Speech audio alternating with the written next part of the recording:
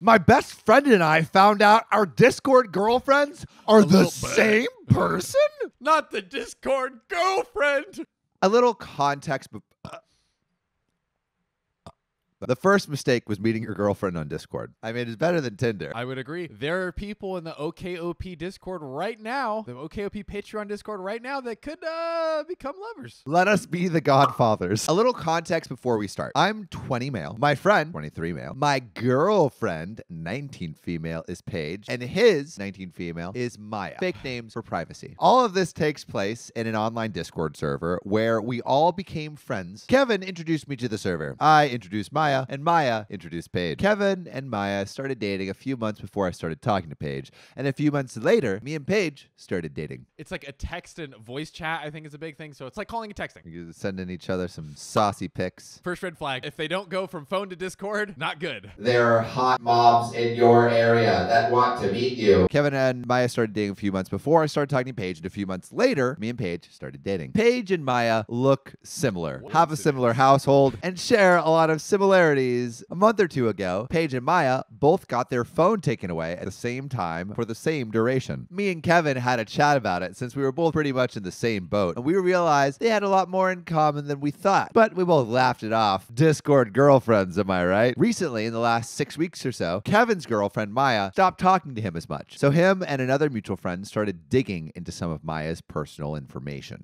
No, it can't be. Kevin and the other friend both started to think that Paige and Maya could be the same person. It can't be. No one has ever been a fake person on the internet. That is true. That is true. The internet is a place of truth and truth alone. Aside from them looking very similar, there were a large amount of similarities, from the paint on the wall, placement of the door, a stepladder near the doorway, and a painting over the bed. There could not be two rooms in this planet that have the same, like, painting over a bed and a stepladder by the door. Like, no.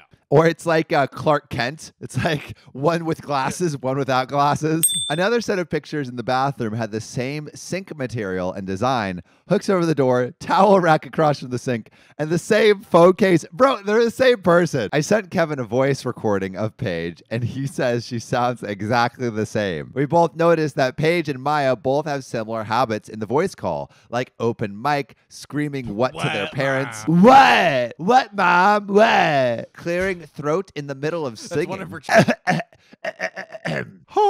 One of the strangest aspects is that Maya had a profile picture of some girl from Instagram, not very popular, but a good 1,500 followers. Maya claims to not have an Instagram or Facebook. But the interesting thing is that Paige follows the account Maya got the avatar for him. Upon asking the Instagram user, she said she has never heard of Discord before, and it couldn't possibly be her. Kevin and I go to confront Paige about it, but she vehemently denies it, but says that she and Maya used to have a small thing between them. So Maya has some pictures of Paige that were sent to Kevin. What does a small thing between them mean? Literally the loopholes and like false logic that catfishes go through to like try and convince you they're real is it's truly incredible. It's truly a feat of the human imagination. But I would just like to point out, right? So at the beginning, we got Kevin and OP.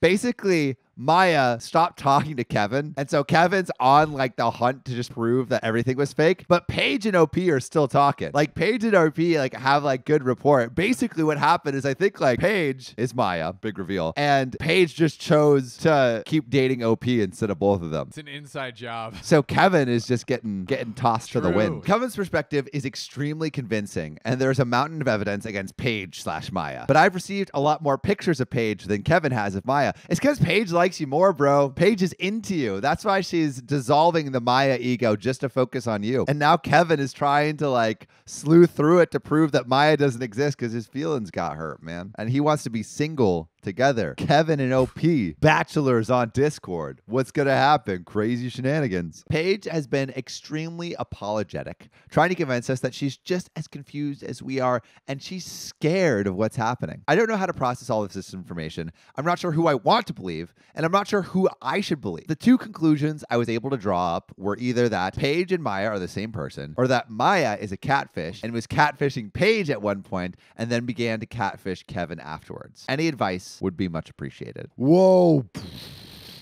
Well, John, there's an update. I'm no longer with Paige. I video called with Paige before. Kevin and I have both spent hundreds of hours in voice calls with our respective girlfriends, but never together. As I've only spent most of my personal time with Paige, I can't speak much about Maya, but Paige's mom is the textbook definition of a tiger mom. Shout out to all the people who said online dating isn't real dating. A real shout out to the people who understand relationships can happen online. Meeting up after talking for a few months doesn't mean you're not dating for all the time prior. For all the people who says she's a minor, I've seen pictures of her college campus in her dorm room. Just so you know, I'm not a complete idiot. I don't know, man. Like, you and your boy were dating the same girl. I don't want to say complete, but like, do some minor sleuthing, my guy. Like, come on. The government sends me $2,000 a month, and I work a full-time job at 24 hours at $24 an hour, and I still can't afford a house. You're lazy. You're not crazy. This entire shit is fucked up, and it's killing our generation. Wow, that is a whole like manifesto right there. A statement. So just a preface. I was in the military and got fucked up pretty good in the old brain case, so good Uncle Sam cuts me a check for about $2,000 every month for my veteran's disability. I live in California in a 2-bedroom apartment for $2,200 a month, not including utilities, by myself. Excuse me, sir. Why do you have a second bedroom? Not to, be that guy, but doink. I work full-time in CNC. CNC is like a machine. I work in machines and make fairly good money. Still $7 below the state average. In my area, I am doing amazing compared to my peers and friends, but only because I had to sacrifice my young adult years blowing up other adults, the military. I was confused for a second. I was like, no. Blowing up other adults. That's one way to talk about the military. That $2,000 is the only reason I'm able to live comfortably in the Bay Area. And by comfortably, I mean I can afford a car payment, feed myself, afford small subscriptions, utilities, and save about 1/5 of my paycheck every month. Think about it. I know people my age, 28, that would actually kill for that shit just for the barest imagining of a minuscule American dream. That's not even good. It's just average. Compared to how previous generations had it. Yeah, dude, like you think about all the other generations, they all had their own houses. Like The Simpsons was meant to view a working class family, and they have like a full house with a backyard, but catch us. We're not.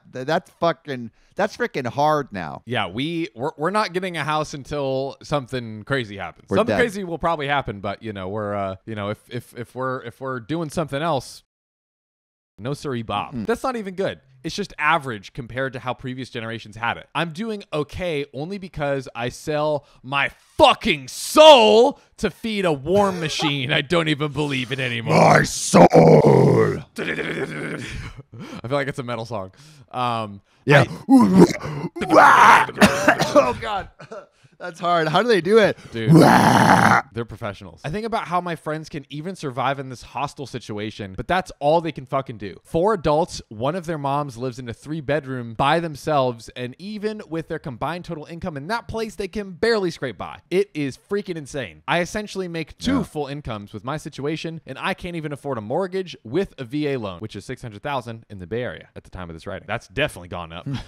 Does anyone grasp that? I represent 2 full income streams that can't even become a homeowner. I am literally losing my effing mind in this state. How much longer can this shit last? Is this just going to be the future? Workers indebted to all the old fucks who bought all the houses while working for the same generation? I mean, at this point, I'm so disillusioned by my whole life of fighting, working, and voting for this effing country. I don't know what to do. Damn. I know. It'll be fine. I know that. But what about my friends and family stuck in this effing place? What is the effing point if they all just end up as slaves in everything but name? Edit. Wow, this blew up overnight. I did my best to respond to everyone. Thanks for everyone's kind words of advice. And to answer a common reply that I should just move, that's not the point of the post. The point is to state that it's becoming hostile for almost every normal worker. We should be expected to move. Everywhere should be sustainable to live. I mean, true. Yeah, America, like John and I were talking about this, like America is the place where you swing big. Like you try to build a business, become like an actor or actress or like a creator. Like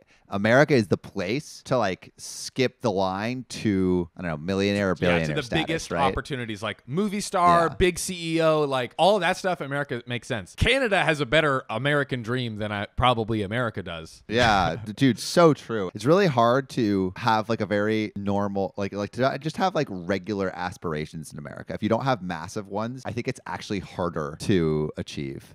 America is not friendly to like the middle class, basically, Yeah. I think there's a or anyone below the rich. anyone below the rich. I do think there's a dichotomy of like that is Canada is literally better at America probably than like economic mobility, Yeah. but also at the same time like that attitude probably isn't helpful.